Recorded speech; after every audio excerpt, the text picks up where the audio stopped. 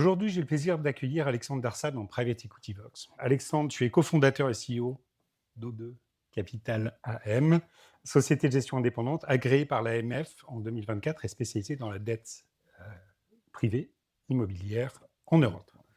Ce qui frappe dans ton parcours, c'est la cohérence dans le mouvement. Tu commences avocat chez Clifford, où tu apprends la mécanique du droit et des deals. Puis, avec Assetis, tu plonges dans le M&A et tu accompagnes les entrepreneurs dans leurs opérations de croissance. Et tu touches déjà du doigt la complexité du financement réel. Mais toi, tu n'es pas du genre à rester dans le rôle de conseil. Et en 2008, tu fais un vrai pari. Tu rachètes Sequabat, une société de construction de bâtiments clés en main basée dans l'Hérault. Tu mets la main littéralement dans le béton, tu la redresses, tu la développes et 8 ans plus tard, tu la revends. Dans cette aventure, tu gardes une conviction forte. La valeur se crée quand la finance comprend le terrain. Aujourd'hui, O2 Capital intervient sur les financements entre 5 et 30 millions d'euros, à la croisée de la finance et du réel, dans un marché européen de la dette privée qui pèse près de 70 milliards d'euros. Vous utilisez des instruments variés, tant des obligations, plus rarement du preferred equity, pour financer des projets immobiliers à fort ancrage terrain. L'ADN d'O2 Capital, un mix entre esprit entrepreneurial, rapidité d'exécution et compréhension opérationnelle. En gros, finance plus béton. Dans un marché de la dette privée qui dépasse les dizaines de milliards, O2 Capital choisit d'opérer dans une niche sélective où les relations, la structuration et le suivi font la différence. Et ton parcours raconte quelque chose de profond, que l'indépendance, c'est pas un slogan, mais une manière d'investir et de comprendre le risque autrement. Merci Antoine. Bienvenue à toi. Merci, tu m'intimides. Non, il y a aucune raison. Nous découvrons aujourd'hui avec toi justement ce domaine de dette privée en immobilier. Donc si tu pouvais un peu nous guider, ce serait chouette. Avec plaisir. Euh, alors justement, cette question d'expérience opérationnelle et d'approche terrain, est-ce que tu peux nous parler un peu plus de Sequabat et dans quelle mesure ceci t'a mené justement à ce parcours Chez O2. chez O2 jusqu'à aller obtenir justement cet agrément AMF? Écoute, en fait, historiquement, j'ai fait du droit, donc comme tu l'as dit. Mmh. Rapidement, je me suis rendu compte que j'étais plus intéressé par les problématiques business que purement juridiques. Mmh. Malgré tout, dans la dette, la culture juridique est très importante, parce que le juridique fait partie du risque qu'on prend. Et donc, effectivement, après avoir créé Assetis, j'avais toujours ce désir entrepreneurial qui répondait à un profond besoin, je pense, de liberté et de créer quelque chose, et d'être indépendant. J'ai racheté Sequabat en 2008. Mmh. On a transformé l'entreprise qui a malgré tout connu la crise de 2008 et c'était très compliqué au début. Et puis en 2016, un groupe était rentré en cours de route dans le capital de la société et puis on a revendu totalement la société au groupe en 2016. C'est vrai que tout ça, ça a créé différentes... les compétences juridiques, financières et immobilières m'ont amené à me dire que j'avais les bonnes bases pour créer une activité dans le financement alternatif immobilier. Et c'est cette base-là qui m'a donné envie de créer O2. Et puis O2, on a démarré en 2017. Et au départ, on faisait des opérations deal by deal. Donc on se disait, tiens, si on trouve une bonne opération, on va trouver des investisseurs. Et c'est ce qu'on faisait. Et puis au bout d'un moment, on s'est dit, bah, c'est sympa, en fait, on trouve des deals, on les origine, on les structure, on les suit. Mmh. Donc finalement, on a le même boulot qu'une société de gestion. Mmh. Et on serait plus à l'aise et plus performant à gérer des fonds qu'à faire des opérations de deal by deal. Et donc, on allait chercher cet agrément auprès de l'AMF, agrément qu'on a obtenu en juillet. On a lancé notre deuxième fonds qui s'appelle Oxygène l'été dernier, en 2025. Et avec justement cette approche particulière, vous l'avez vécu de manière extrêmement pratique tu l'as vécu de manière extrêmement pratique avec cette expérience entrepreneuriale. Et aujourd'hui, ça s'articule comment? C'est-à-dire, tu restes très investi sur Les ces opérations. opérations? Bon, en fait, à la base, on est prêteur. Donc, quand même, quand on est prêteur, on accepte d'être sur le siège passager, quoi. Ouais. Par contre, effectivement, toute cette expérience entrepreneuriale, ça me donne une compréhension, une vision des situations que j'aurais pas pu avoir auparavant. Là, en ce moment, on a une opération, par exemple, on va reprendre le contrôle en accord avec la personne à qui l'emprunteur. Mmh. Et Le terrain, je comprends très bien comment ça se passe. Je parle avec les entreprises, on voit ce qu'on veut faire, on voit où on veut aller. Et donc, tout ce background de presque 10 ans dans le béton, comme tu disais, je Ça n'a rien pense. de péjoratif. Non, C'est non, non, mais vraiment... ça me donne, moi, je pense, une force parce que ça me permet de parler le langage des gens qui ont prêt de l'argent et qui ont travaillé et de comprendre concrètement ce qui se passe sur le terrain et les complexités auxquelles ils peuvent être confrontés. Et ce que tu dis est très important parce qu'en position de prêteur, un des caveats habituels, en tout cas très courant, c'est je me sécurise au maximum. Beaucoup de temps est passé sur cette négociation, mais si à un moment tu te retrouves réellement avec l'actif en main, quel que soit le contexte, c'est plutôt un moment d'effroi. Mais chez toi, c'est pas un moment d'effroi parce que C'est pas un moment d'effroi, c'est-à-dire que ça c'est nous pas une fait bonne pas nouvelle non peur, mais plus. c'est pas une bonne nouvelle, quoi. Ouais. C'est pas notre métier, on n'est pas là pour reprendre les opérations et les finir à la place de la personne à qui on a prêté de l'argent, c'est pas normal. Mais si ça doit se passer, on considère qu'on a le savoir-faire, qu'on va savoir gérer. Voilà. Et alors, quelle est la particularité justement de cette dette privée en immobilier? Comment ça s'articule? Quels En sont... fait, si tu veux, dans le segment de la dette immobilière, tu as plusieurs strates. Donc la strate la moins risquée, c'est la dette bancaire, qui va coûter. Donc nous, on finance uniquement des opérations en développement. Peu de promotions, beaucoup d'opérations marchands et parfois des opérations pour des foncières. Et donc dans ce segment-là, le financement se fait soit par des banques spécialisées, et donc tu as un coût de financement qui va coûter autour de 4-5% par an. Tu as un segment un peu intermédiaire de gens qui acceptent de prendre une position un peu plus risquée que la banque et qui vont chercher un rendement un peu supérieur à la banque. Honnêtement, c'est un segment qui a beaucoup de mal à exister en ce moment. Et puis, tu as un segment d'opérateurs, de prêteurs qui acceptent de prendre plus de risques et qui cherchent un rendement double digit, ce qui est notre cas. Mais pour générer plus de 10% dans l'univers immobilier, d'autant plus dans le contexte actuel, tu n'as pas d'opérations immobilières qui peuvent supporter de tels taux d'intérêt dans la durée. Ce n'est pas possible. Oui. Donc, il faut accepter d'être court terme. Donc, nous, notre métier, on est bridge lender. Et on est donc sur un segment spécifique. On cherche une situation où soit on vient avant la banque prendre un risque qu'elle ne veut pas prendre et on est remboursé quand le risque est traité et que la banque peut arriver, et donc on bridge le financement bancaire. Ou alors, plus rare, on vient bridger la vente.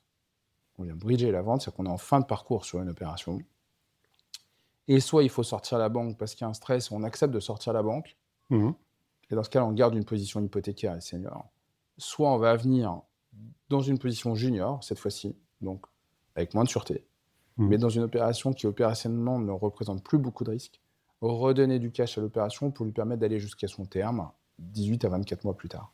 Donc, tout ça pour te dire que soit on fait du senior, soit on fait du junior, et toujours dans un contexte court terme.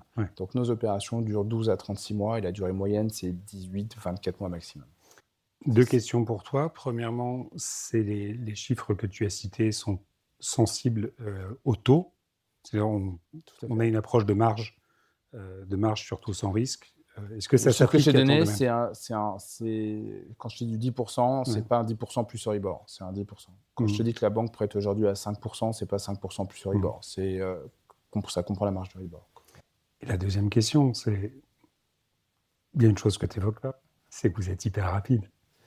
Voilà, alors il y a une célérité que les sociétés de gestion, enfin les asset managers peuvent avoir et qui sera jamais celle de la banque. Et encore une fois, je n'oppose pas du tout la banque et nous parce que je milite pour le fait qu'en fait on est très complémentaires. Si on ne prend que ce paramètre, vous êtes hyper complémentaires. On est très complémentaires. Effectivement, mais nous, quand les gens viennent nous voir, en général, ils nous demandent d'exécuter très vite. Donc, à la différence du private equity, par exemple, où tu mets de l'argent dans un fonds de private equity, et puis tu as cette fameuse courbe en J, et tu attends d'investir, et l'audit d'une société, c'est très long, il y a un process compétitif, il faut trouver la boîte, il faut l'auditer, il faut arriver à closer le deal, le pacte d'associés, etc. Et donc tout ça t'emmène sur un cycle d'investissement qui est assez long. En dette IMO, ton cycle d'investissement est très court. Tu closes un deal en 6 semaines. Voilà. 6 semaines départ arrêté. Départ arrêté, 6 semaines. Mais en fait, si tu prêtes 9 fois sur 10 à une SPV, l'audit n'est pas vraiment un sujet, l'audit de la société, et ta garantie, c'est un actif immobilier sur lequel tu vas avoir une valeur d'expertise sur laquelle tu t'appuies, que tu peux challenger. Le notaire va après faire son travail, lui, de due deal notarial. Mais tout ça se fait très très vite, en fait. Et donc, ça te permet d'exécuter beaucoup plus vite que dans le private equity. Donc, ta courbe d'investissement, on investit très rapidement. Et en structure de fonds, cela signifie que, comme un fonds de private equity, une fois que tu as appelé, l'actif acquis, quoi, ton investissement, si cet investissement est liquidé, l'argent revient tout de suite à tes investisseurs. Tu as le mécanisme de recyclage. Alors, le fonds 1, qui était un Ouais. fonds qu'on conseillait, on l'avait conçu comme un fonds de PE qui durait 5 ans, un peu plus court que du PE, et puis qui distribuait des rendements, parce que dans la dette, à la fin, les gens viennent en dette pour avoir la distribution. Sinon, Pour chercher du yield. ouais, mais sinon tu vas faire du PE, quoi, tu vois. Alors, le fonds Oxygène dont je viens de parler, lui, est un fonds open, ouvert, et la raison pour laquelle il est ouvert, c'est justement parce qu'on recycle l'argent. On recycle l'argent parce qu'encore une fois, on est court terme. Donc, on va se positionner sur une opération très vite, c'est la demande, on décaisse, l'opération dure 12-18 mois, on rembourse, et on réinvestit le capital. Parce qu'en fait, notre métier, pourquoi les gens viennent chez O2 ou chez Oxygène, c'est pour aller chercher un plus ou moins 10 de rendement. En 2017, la dette IMO, c'était 10. En 2021, c'était 8 net. C'est remonté à 11-12 net en ce moment. Et donc, en fait, nos investisseurs viennent chez nous parce qu'ils veulent chercher un plus ou moins 10 net dans un environnement sécurisé avec un actif en collatéral. C'est ça ce qu'ils vont avoir chez Oxygène, en théorie. Et donc, nous, on distribue sur une base trimestrielle. Quand l'argent revient, on le recycle. Puis à la fin, si les gens veulent sortir, il y a des mécanismes de liquidité, que je ne vais pas exprimer ici, mais qui permettent à la fin qui permettent évidemment d'aller trouver sa liquidité quand on veut sortir du fonds. Mais notre métier, c'est on recycle le capital et on distribue du rendement dans un environnement sécurisé. Voilà. Et justement, l'AMF, pourquoi est-ce qu'on allait chercher cette régulation ? Je pense pour 2-3 raisons que je te donne dans le désordre. La première, c'est que cette classe d'actifs sur laquelle on est, dette privée IMO Bridge, est une classe d'actifs qui s'institutionnalise. Il y a eu beaucoup d'opérateurs qui sont lancés là-dedans au milieu des années 2010. La crise immobilière a, je pense, entre guillemets, j'aime pas trop le mot, mais nettoyé pas beaucoup. Il reste quelques opérateurs. Mais en revanche, ce que ça montre, c'est quand tu fais bien ton travail, que tu prends un véritable underwriting crédit, alors c'est une stratégie, ça résiste. Et ça résiste à une baisse de marché. Et donc, c'est une classe d'actifs qui s'institutionnalise.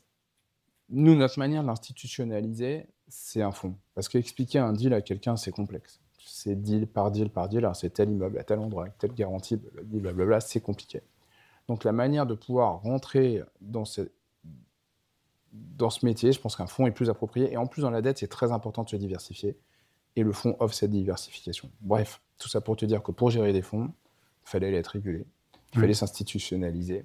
Et d'où la démarche qu'on a eue avec l'AMF d'aller dans ce sens-là. Et ça te permet en effet d'avoir un mandat, de la visibilité, de conserver Exactement. Et ça nous ta donne capacité à agir rapidement sur les opérations. Alors, ça nous donne même un avantage compétitif parce que, comme c'est des deals que tu exécutes très vite, quand nos emprunteurs viennent nous voir, leur demande, c'est est-ce que vous avez la certitude d'exécuter et est-ce que vous pouvez le faire dans un environnement confidentiel. Et alors, le fonds te donne la certitude d'exécuter et la confidentialité. Tu n'as pas besoin de marketer le deal en appelant 20, 30, 50 Oui, en effet, personnes. si tu le fais en deal by deal, tu es obligé de proposer. Oui. Et donc ça nous donne un avantage. Parce qu'on donne la certitude d'exécution, on donne la confidentialité, et ça nous permet donc aussi d'accéder à des meilleurs deals et des acteurs plus instits, des opérateurs plus instits. Parlons justement de ta stratégie des tickets de 5 à 30 en Europe, c'est bien ça ? Ouais. Europe, ça signifie quoi Aujourd'hui, 75 à 80% du déploiement se fait en France. On est historiquement quand même français. Et voilà, on a quand même un bon ancrage au Portugal, qui est un pays qu'on aime bien, parce qu'il y a un marché immobilier qui est assez sain, qui a des fondamentaux stables, un coût de la vie qui n'est pas très élevé, un climat qui est agréable, la sécurité qui fait qu'il y a beaucoup de gens qui vont au Portugal, et donc tu as un marché immobilier qui est assez sain, et un financement bancaire qui est plus limité qu'en France. En France, les banques sont extrêmement performantes. Bon, tout ça pour dire que France, Portugal, un peu Luxembourg, on est aussi allé un peu en Belgique, on regarde en Espagne, donc c'est toute la région, toute cette zone-là, voilà, c'est ça. Pourquoi 5 à 30 millions ? Le marché immobilier européen, c'est pas les États-Unis. Si tu veux aller sur des deals plus gros, tu te retrouves exposé sur des actifs énormes. Et tu n'as pas envie d'être exposé sur ces actifs-là, parce qu'en fait, ce que tu veux, c'est un passage de marge qui est très important. C'est la liquidité. Ouais. C'est que la liquidité. Si tu es exposé sur une tour, par exemple, la liquidité, c'est dur à trouver. Si tu as prêté de l'argent sur je sais pas, un immeuble de bureau dans Paris ou peu importe, voilà, ou un actif résidentiel à Arcachon, ou on a fait des EHPAD au Portugal. Là, en fait, tu es sur des actifs qui existent, qui sont liquides, qui ont une valeur d'usage. Et ça, c'est très important. Ouais. Parce qu'il y a tout ce problème, on l'a vécu, de remontée des taux d'intérêt qui a perturbé le marché, bien évidemment. Mais au-delà de ça, il y a la valeur d'usage. Le Covid, c'est plus un drame pour l'immobilier que la remontée des taux, parce qu'il y a des actifs qui ont perdu toute valeur d'usage, peu importe la remontée des taux. Et donc, tu ne veux pas être exposé là-dessus. Et donc, 5 à 30 millions de prêts nous semble déjà une très bonne fourchette. Et j'imagine que tu es dans un environnement où l'intensité concurrentielle est d'une nature très différente de ce qui se passe un peu au-dessus. Forcément, les plus gros fonds Ouais. sont des fonds UK qui vont sur des tailles de deal plus grosses. Mais encore une fois, moi, je les laisse faire. Et bon, la volonté de toute société de gestion, on ne va pas se mentir, c'est de grossir. Ouais. Mais je ne suis pas sûr. C'est-à-dire que si demain on collecte plus, on a plus d'argent, on fera peut-être plus de deals et on essaiera de se diversifier géographiquement, mais pas d'augmenter significativement la taille des deals. Ouais, c'est pas une course à la taille. Parce que j'ai peur de cette liquidité. Je préfère faire un bon deal, si je pars en Italie, peu importe la localisation, qui correspond à ce qu'on recherche, et dans une taille qui est celle dans laquelle on croit, avec un actif qui a une bonne valeur d'usage, qu'aller prêter 60 millions sur un actif dans lequel où on expose beaucoup d'argent, avec une liquidité sur laquelle on a peur. Et encore, une fois de plus, dès lors que tu acceptes d'être capé, puisque dans la dette, tu es capé en rendement, tu vas avoir donc ton plus ou moins 10, tu dois te diversifier, puisqu'il n'y a pas de possibilité pour toi de te rattraper sur un deal, en fait. Comme on peut le faire en equity. Exactement. Ouais, et donc, tu dois prendre des positions. Tu dois avoir, le fonds, il doit avoir 20 positions. On devrait avoir 5% de concentration. Et donc, tu ne veux pas aller mettre 60 millions sur un deal. C'est trop risqué. En portfolio allocation, tu te retrouves. Tu veux pas. Tu casserais l'ensemble de la machine. Exact. Quels instruments d'ailleurs? Principalement obligations et obligations simples. Alors, pourquoi? Parce qu'en fait, surtout dans le monde de l'equity, les gens ne comprennent pas. Par exemple, ils utilisent beaucoup d'obligations convertibles. Nous, on ne veut pas faire d'obligations convertibles parce que ça revient à prendre une position equity. Or, on veut rester dans une position de prêteur qui est plus protectrice, quoi. Par ailleurs, explique-nous ça, parce que venant pour le coup vraiment du private equity, l'obligation convertible est un peu le Graal. Le Graal. Un élément de structuration habituel. En fait, le plus important pour nous, c'est la gouvernance. C'est de pouvoir reprendre le contrôle. C'est ça qui nous intéresse. C'est de pouvoir dire, s'il faut, je prends l'actif, je le vends. D'accord ? C'est ça ce qu'on cherche. Il y a des instruments juridiques en France aujourd'hui. Donc, quand tu parles de gouvernance, c'est mener à la liquidité. Exactement. C'est ça. J'ai prêté sur 2 ans. Dans 2 ans, je n'ai pas ma sortie. On donne une prorogation, mais malgré tout, on n'a toujours pas la sortie. Ouais. On ne croit plus dans l'opérateur. On se dit que ça ne va plus. Bref, il faut qu'on prenne le contrôle. Il faut qu'on vende cet actif. Parce que si on a bien fait notre travail, normalement, on a prêté avec une marge de sécurité. Et donc, vendre veut dire que peut-être que l'equity va être perdu, mais que la dette, on va récupérer notre argent. Et c'est là où il y a un désalignement d'intérêt avec l'emprunteur. Donc, à un moment donné, pour traiter ce désalignement d'intérêt, on doit pouvoir reprendre le contrôle. Donc, la question qui se pose, c'est quel est le meilleur instrument pour reprendre le contrôle? L'obligation convertible va dire, en fait, sinon, on a mis 70% dans une opération, on va être converti, mais plus ou moins à 70%, en fait. Donc, il y a une part de ça où je vais continuer à travailler pour lui. C'est-à-dire que je ne vais pas le diluer à 100%. Donc, si je vends, il y a de l'argent qui va venir payer l'emprunteur. Et ce n'est pas mon objet. Moi, je veux juste, à la base, surtout si je suis senior, je suis hypothécaire, je veux vendre l'actif et me payer moi d'abord, avant lui. Donc, l'obligation simple est mieux parce que, bref, il y a différents outils juridiques. En ce moment, dans notre monde, l'outil, le Graal, ça s'appelle la fiducie-sûreté, qui te permet de prendre le contrôle dès le jour où tu mets en place l'emprunt. Enfin, l'actif est transféré entre les mains d'un tiers qui est un fiduciaire, et le jour où tu veux vendre, le fiduciaire va vendre pour le compte de la masse obligataire. Voilà. Et c'est tout ce que tu cherches, et c'est plus efficace. Et ce tiers te garantit, en tout cas, réduit l'aléa de liquidité. Ce tiers doit agir dans l'intérêt de la société. D'accord ? C'est le mandataire social de la société, à qui tu as prêté de l'argent. Mais par contre, il va instruire un process de vente. Il prendra la meilleure offre et il désintéressera d'abord le prêteur. D'accord. Et c'est ça ce que tu cherches, en fait. Et même si demain, tu dois aller dans des procédures diverses, enfin collectives ou autres, tu veux rester prêteur. Parce que le prêteur va être comme privilégié par rapport à l'equity. Et donc, tu ne veux pas convertir. Tu ne veux pas te retrouver dans cette situation où si tu convertis, tu passes equity, donc dans une position plus faible, Et en plus, tu travailles en partie pour la personne à qui tu avais initialement prêté de l'argent. Oui, parce que tu te substitues au moment de la procédure collective ou de son Voilà. équivalent. Et tu l'as dilué, mais tu l'as pas sorti à 100%.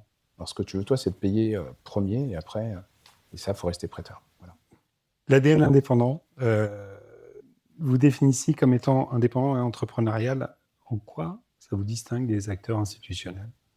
Alors, j'ai bien compris que vous n'étiez pas sur les mêmes actifs, Bon, je pense que mais forcément, en tant qu'investisseur, et ouais. là, je me positionne en tant qu'investisseur, que LP, Bien sûr. dans un véhicule, je me retrouve quelque part avec une catégorie d'actifs similaires, de sous-jacents similaires. Cette indépendance par rapport à ce que l'on peut connaître chez les instituts, ça se traduit Ça se comment? matérialise comment? Écoute, je pense que l'indépendance, enfin, je préfère le mot, enfin, parce qu'indépendance, c'est entrepreneurial à la fin. Indépendance, ça veut pas dire que tu vas faire n'importe quoi, enfin, et Que tu es hors de contrôle. ce que Ça signifie pas que tu es hors de contrôle. voilà. Nous, déjà, on a été sidés par un gros institut américain, qui est un asset manager US qui gère 35 milliards. Donc, de toute manière, on a une culture très institut. On a une culture très institut. Mon frère, qui est mon associé, a bossé dans des fonds en Angleterre et aux États-Unis, donc on a une culture très institut. Plutôt qu'indépendance ou entrepreneurial, ce que je vois à notre force, comme la plupart du temps dans les petites équipes, c'est l'agilité. Donc, ça nous permet d'être très réactifs. Et dans notre métier, c'est important. Et donc, moi, les deux mots que j'aime bien, c'est agilité et éthique, en fait. Parce qu'on est agile, on peut prendre des positions rapidement, ce qui est une force, mais le tout, on est dans une éthique, une transparence absolue avec nos LP. Et le plus gros d'entre eux étant en américain, je te promets que la transparence, elle est totale. Oui. Et voilà, quoi. Et je pense que, donc, on mélange, on essaye d'associer ces deux mondes. Voilà. Merci pour le recadrage. En effet, ce sont des termes assez galvaudés, donc je retiens agilité. Non, ça me va très très bien. Est-ce qu'on peut parler un tout petit peu de discipline et de risque de marché? La dette privée, et particulièrement en immobilier, semble attirer de plus en plus de capitaux, d'allocations. Est-ce que d'une certaine manière, tu pourrais envisager un risque de surallocation sur ce secteur, ou au contraire, c'est le début, et donc les taux de croissance qu'on constate aujourd'hui, si on regarde S1 2024, on a à peu près un doublement justement de cette capacité de financement en dette IMO. C'est un marché qui émerge et qui se structure, ou c'est une surchauffe? Il y a plusieurs. Je vais donner une réponse qui, excuse-moi, est un tout petit peu, un peu complexe, un peu longue.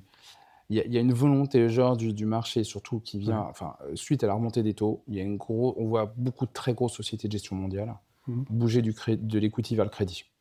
Et donc, aller vers le crédit, c'est allouer de l'argent en dette et se dire, en fait, les banques et la régulation qui contraint les banques fait qu'il y a des places à prendre, des parts de marché à prendre. Et donc, on va allouer beaucoup de capitaux pour ça, quoi. Nous, on est dans une niche où, en fait, comme je le disais tout à l'heure, on n'est pas là, on est beaucoup trop cher. Nous, on ne remplace pas la banque. Donc, on n'est pas... notre métier, voilà, n'est pas sûr. Nous, la surchauffe, on l'a vu il y a quelques années. La surchauffe, elle s'est faite entre 2018 et 2021-22, où il y a eu un afflux d'argent retail, pour le coup, qui était arrivé notamment par le crowdfunding, qui a créé un afflux d'argent dans les opérations immobilières, qui a contribué, je pense, à une bulle, qui a explosé au moment de la remontée des taux, et qui fait qu'aujourd'hui, il y a dans tout cet univers-là des gens qui ont perdu de l'argent parce que les prises de position qui avaient été faites étaient plus des prises de position equity que des prises de position dette, en fait. Pour faire le lien avec ce que tu évoquais. Et ça a créé une surchauffe. Aujourd'hui, cette étape-là est passée.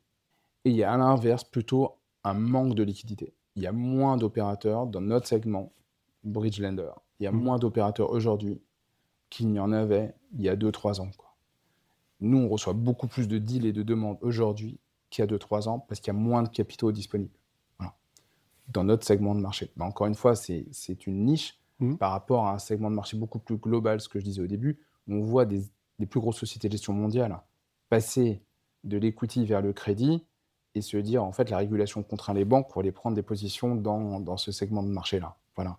Nous, dans cet ensemble-là, dans notre périmètre à nous, il y a moins d'acteurs aujourd'hui Mmh. qu'il y a 3 ans.